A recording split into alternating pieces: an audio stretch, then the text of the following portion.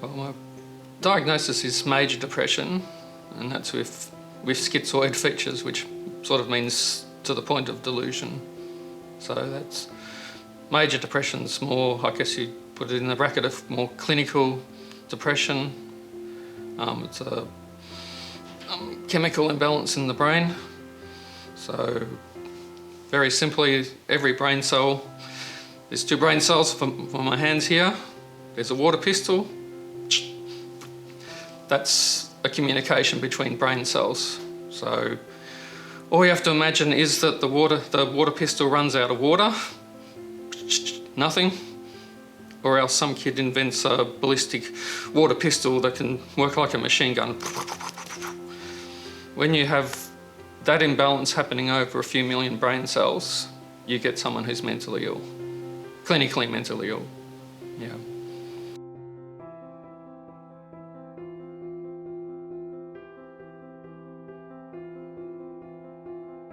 Yes, it's quite vivid, and yeah, when they're vivid and nasty, it's going to have a big impact on you. You're just reacting to something quite bad. So, but it's the rapidity of things wears you down. So you just, yeah.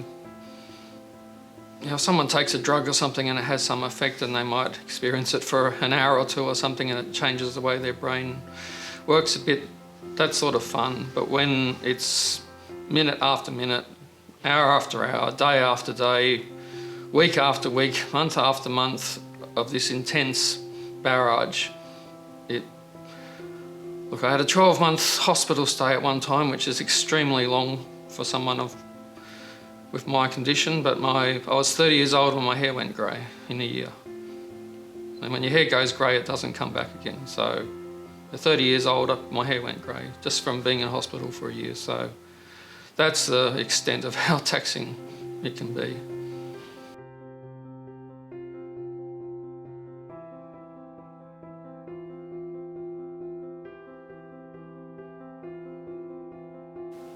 If you're close to having an onset of a depressive thing, some of the signs are that you can't sleep, you're very agitated, your cognition starts to fail a bit. So there's some of the warning signs that you might be getting into that situation. I say to anyone, the notion of escaping burnout by, say, if you're really, really busy and that sort of stuff, if you take a week's holiday to give your brain a bit of a break and avoid a bit of burnout, you save hundreds of hours in terms of if your brain actually snaps and you develop a mental health condition. When I'm in a major episode,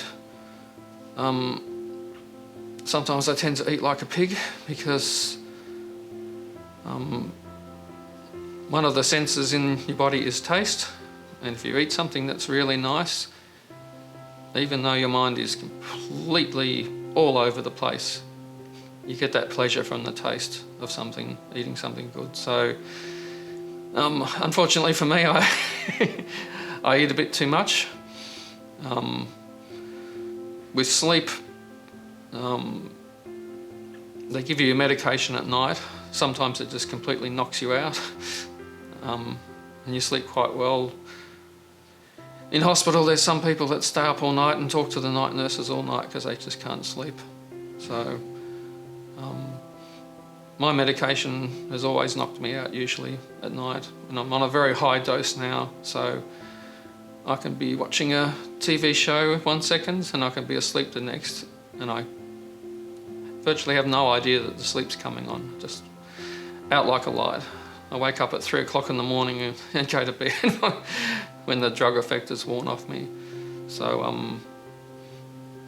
yeah, I can, with the Tour de France on, I can wake up at 2 o'clock in the morning and maybe watch the end of the race, knowing that I haven't spent hours and hours watching the damn thing, missing out on sleep.